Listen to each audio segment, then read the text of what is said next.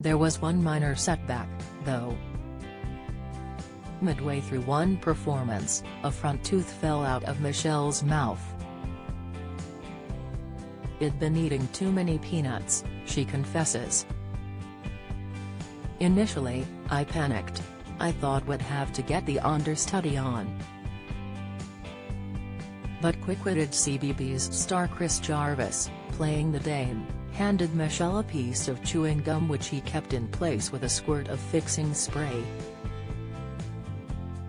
Luckily, I didn't have any songs in the second half, although I did start talking with a lisp.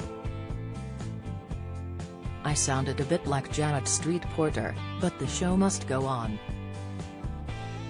I went to the dentist the following morning and got it fixed."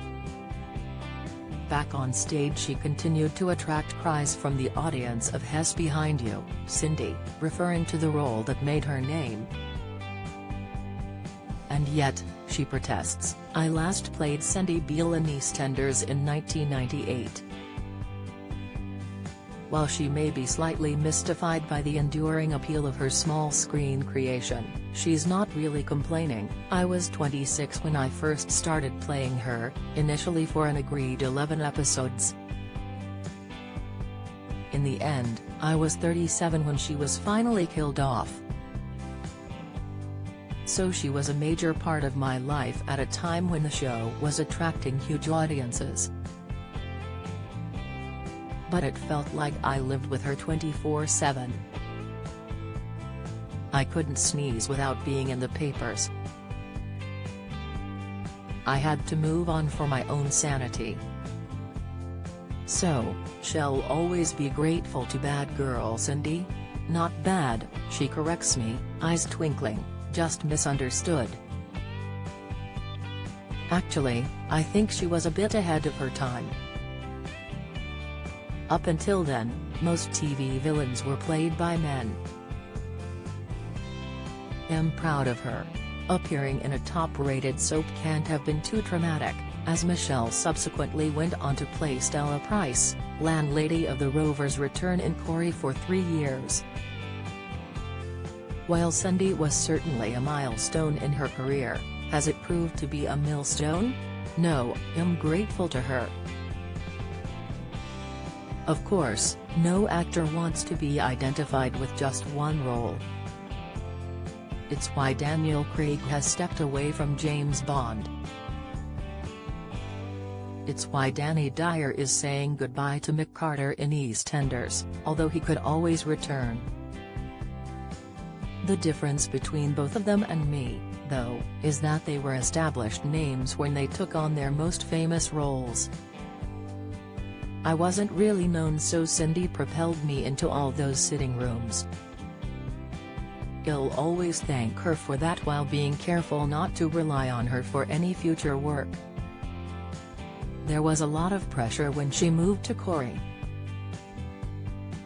I was from down south and played Stella with a northern accent, which attracted a lot of criticism, to an unfair degree, in my opinion. I found it really tough. But, eventually, I think viewers came to love the character. There have been many other roles, the latest of which is her starring turn as Miss Scarlet in the upcoming touring production of Cluedo, which opens in Bromley on Friday and finally comes to rest in the last week of July in Belfast. There was a successful film, Clue, based on the perennially popular board game. But this is the first time, says Michelle, that it will be seen in theaters. I'd describe it as a comedy whodunit.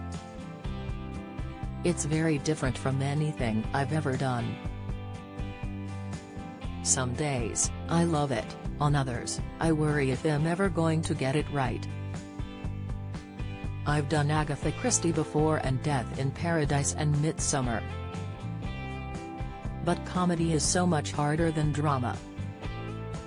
She's up for the challenge, though. Ms. Scarlet is sassy and smart, and I get to wear some fabulous bright red costumes. And it's very nice, I must say, to be creating the role on stage. How does she feel about touring for 6 months? When my daughter, Maya, was younger, I always worried about being away from home, particularly when I was in Manchester filming Corey. She had my mum and a nanny looking after her, but I was always consumed by guilt. Michelle's mum, Mary, the kindest woman I ever knew, died from cancer last April. Maya has now finished her university degree at Bristol. According to her mother, she's doing her own thing, but she doesn't like me talking about her in public. Maya is the product of Michelle's relationship with Italian Fabrizio Tassolini, which fractured after 3 years, although the couple remained friends. Indeed, she was with him when he died of cancer at just 54, in 2015. He was a charismatic, charming man who died far too young.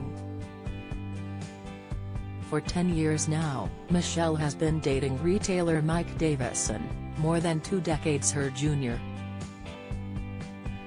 "I like the fact he's not another actor," she once told me. "Two big egos under one roof is never a good idea."